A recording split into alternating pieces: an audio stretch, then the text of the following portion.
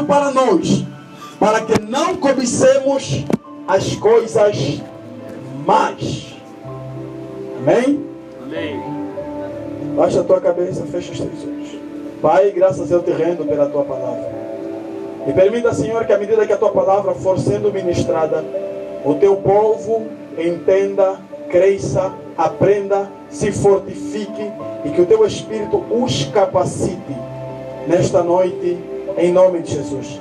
Permita, Senhor, que quanto mais eu falar pelo teu Espírito, mais eles cresçam, mais eles desenvolvam, mais eles se fortifiquem na graça como no conhecimento, em nome de Jesus Cristo. Amém? Amém. Graças a Deus. Irmãos em Cristo Jesus, quando Deus tirou o povo do Egito com a sua grande força e o seu poder, pela orientação de Moisés, aquilo que Deus queria, que está acontecendo hoje conosco, o povo de Israel também experimentou já no tempo da lei. Nós temos muito bem aqui, vamos começar a acompanhar essa leitura nas calmas, para depois nós chegarmos até onde Deus quer que nós entendamos. Versículo 1 novamente. Porque não quero, irmãos, que vocês sejam ignorantes. O facto de todos os nossos antepassados estiverem sob a nuvem e todos passaram pelo mar. Amém? E em Moisés todos eles foram batizados na nuvem e no mar. Presta bem atenção. Quando estamos a falar de nuvem no Velho Testamento, estamos a falar do Espírito Santo. Amém? Todos eles foram batizados na nuvem. Batismo no Espírito Santo. Simbolizava o batismo no Espírito Santo. Dá para entender, não é? Depois diz que eles também foram batizados nas águas, quando passaram no meio do mar vermelho. É a representação do batismo que hoje em dia nós recebemos quando nos levam para a praia ou para um rio e ali nos batizam. Tudo isso o povo de Israel também já experimentou no passado, quando saiu do Egito. E a Bíblia aí também fala que eles, no versículo 3, se não me falha a memória, diz assim que todos comeram do mesmo alimento espiritual e beberam da mesma bebida espiritual, pois bebiam da rocha espiritual que os acompanhava, e essa rocha era Cristo. Quer dizer que Jesus Cristo já estava com o povo de Israel, mesmo naquela época em que eles andavam com Moisés. Comeram da comida espiritual. O maná que caía do céu era como a palavra que hoje nós ouvimos. Era para os fortificar. Deus fez milagres no deserto. Por quê? Porque havia uma necessidade do povo aprender a mudar sua consciência com relação ao que eles viveram no passado. No Egito vocês eram escravos. Vocês tinham que trabalhar para poder comer. Mas aqui no deserto pode não ter trabalho físico, mas é um trabalho espiritual que Deus mais deseja. Antes de você se converter, você vivia trabalhando para o diabo, pecando. E isso era uma prisão, era uma cadeia. Como as pessoas que vivem no pecado representam Israel, que vivia no Egito, preso, fazendo os trabalhos forçados. O bêbado bebe por quê? Não é só porque é vontade dele, é porque essa vontade não vem dele, mas vem de um espírito que está dentro dele e lhe prende nessa escravidão. Já em Cristo Jesus, as pessoas alcançam liberdade. Mas é uma coisa que é bem verdade aqui, nesse pequeno passe. No versículo seguinte, que é o versículo 5, ali Paulo diz: mas Deus não se agradou da maioria parte deles. Quer dizer que, independentemente das coisas que Deus fazia, havia sempre pessoas que nunca se contentaram com aquilo que tinham. Amém? Amém. Eles estavam no deserto. Caía pão todos os dias. O maná, que é o pão dos anjos, segundo alguns teólogos. Eles comiam maná. Quando reclamaram de carne, Deus fez o quê? Fez que as cordonices aparecessem no deserto. Comeram carne. Chegaram num lugar que não tinha água para beber. Deus fez com que saísse água da rocha. Beberam. Chegaram num lugar em que a água era amarga, não dava para se beber. Deus mandou pegar um pau, lançaram na água, a água ficou doce. Mas mesmo assim não estavam contentes com aquilo que Deus havia feito. Por que, na verdade? É porque o coração dessas pessoas ficaram no passado. O coração, eles saíram do Egito, mas o Egito não saiu nem da mente, nem do coração deles. Porque em cada dificuldade que eles encontravam, eles faziam Moisés lembrar do passado. Moisés, nos tiraste do Egito mesmo para vir morrer aqui, Moisés. Quando você se converte, você deve esquecer o teu passado. Amém. Você deve apagar a tua história do passado. Você não deve simplesmente vir para a igreja porque virou um costume, não. Venha para a igreja para purificar a tua mente e teu coração. Amém? Esse lugar é um lugar específico para Deus restaurar aquilo que os homens perderam ao longo da sua caminhada aqui na terra. O povo, sempre que estivesse dentro de uma circunstância, Moisés, no Egito nós tínhamos. E tem crente que hoje, quando está passando um problema, ele também diz isso para Deus. Oh, seu Senhor, quando era mundano isso não acontecia. Agora que me converti, isso está acontecendo. Mas tem mesmo que acontecer. Ali é que nós começamos a ver quem é o crente que foi transformado pela palavra e quem não foi. A pessoa transformada pela palavra, ela muda a sua maneira de pensar. A sua maneira de pensar já não é a maneira anterior. Porque quando nós recebemos Cristo como Senhor e Salvador, há uma coisa que acontece na nossa vida. Cristo nos dá o seu espírito e a sua mente. Mas para que essa mente desenvolva-se, nós precisamos nos aplicarmos naquilo que é a vontade de Deus. O problema de certas pessoas é que não querem se aplicar naquilo que Deus estabeleceu para poderem mudar. E há outras pessoas que até aplicam, mas aplicam do modo errado.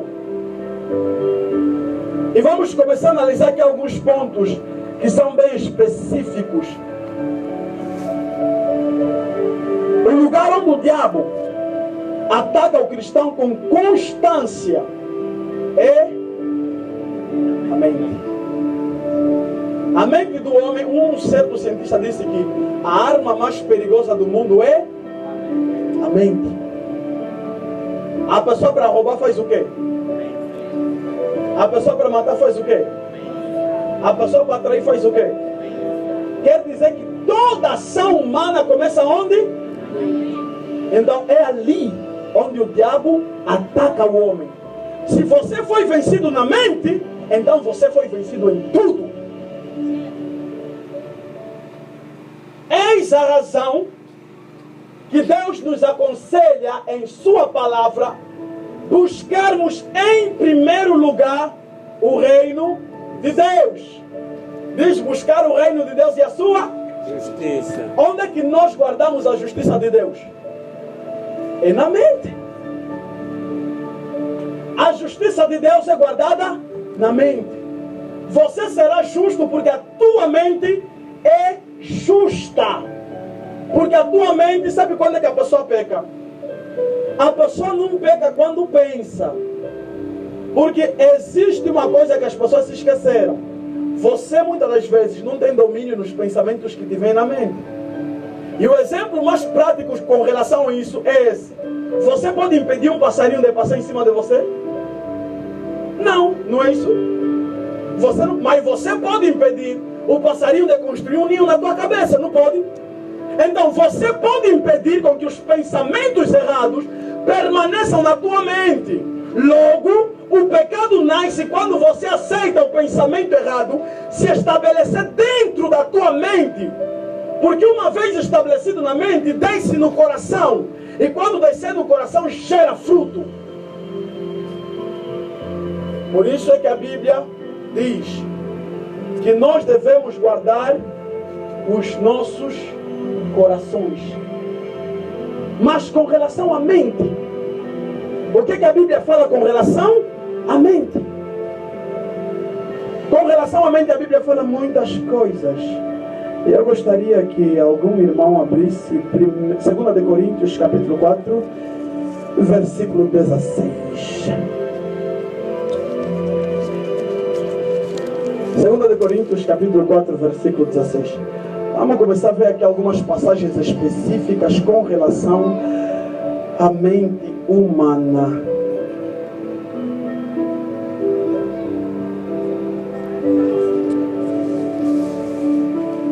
Vamos lá? Quem já achou, diga amém. Amém. Graças a Deus. Diz assim: por isso, não desanimamos. Embora exteriormente estejamos desgastar-nos, interiormente estamos sendo renovados dia após dia. Quando você renova a tua mente, presta bem atenção. Não sei se isso já aconteceu com algum de vocês que está aqui. Alguém já disse assim, ele não tinha preguiça. Será que alguém já fez essa experiência? Não tinha preguiça, mas ele só disse: estou com preguiça. E de repente ficou mesmo com preguiça. Quantas vezes isso já lhe aconteceu? Já, não é? Você não tinha preguiça, mas o fato de você falar tenho preguiça e você mentalizar que tem preguiça, o corpo apanhou preguiça. Isso pelo menos já aconteceu comigo. E graças a Deus já aconteceu com algumas pessoas aqui. Logo esse testemunho é verdadeiro. Prestem bem atenção. A tua mente comanda todo o teu corpo. Logo, quando você renova a mente, o teu espírito também se renova. A tua alma também se renova. Quando a tua mente se abre para entender as coisas divinas, o teu espírito se abre para estar em comunicação com as coisas divinas. E a tua alma começa a sentir o poder divino de Deus. Porque a mente, que é o campo de batalha, foi tomado por um poder sobrenatural. Por isso é que a dúvida é inimiga da fé. Quanto mais a nossa mente é renovada pela palavra, mais a nossa fé cresce. Amém. E quanto mais a nossa fé cresce, automaticamente, espiritualmente, nós nos tornamos mais fortes. Porque a renovação, renovada quer dizer o quê? Fazer novo. Amém? Quando alguma coisa é renovada, quer dizer que ela já estava frágil. E ela foi feita de uma forma mais forte. Foi transformada para uma maneira mais forte. Então, a nossa mente, a mente natural humana, é uma mente caída. Por isso é que todo homem que não tem o Espírito de Deus é um homem caído. O que é fácil se estabelecer na mente dele? O pecado. O que é fácil se estabelecer na mente dele? A derrota, a mentira, o engano, o fracasso. Porque a falta de fé também é pecado. Logo, a mente renovada por Deus, ela abre as nossas vias espirituais para termos um acesso ao mundo espiritual de uma forma mais profunda. Amém? Amém. Então é necessário você parar e analisar quais são os tipos de pensamento que você permite se estabelecerem na tua mente. Pensamentos de Deus vão trazer as coisas divinas na tua vida. Pensamentos de derrota, pensamentos do diabo vão trazer o diabo na tua vida. Tem aquelas pessoas que passam a vida a pensar mal, vai então acontecer mal. E as coisas mais acontecem. Por quê? Porque pela mente elas chamam a existência as coisas erradas na sua vida. Por isso você deve guardar sua mente. Você deve edificar a tua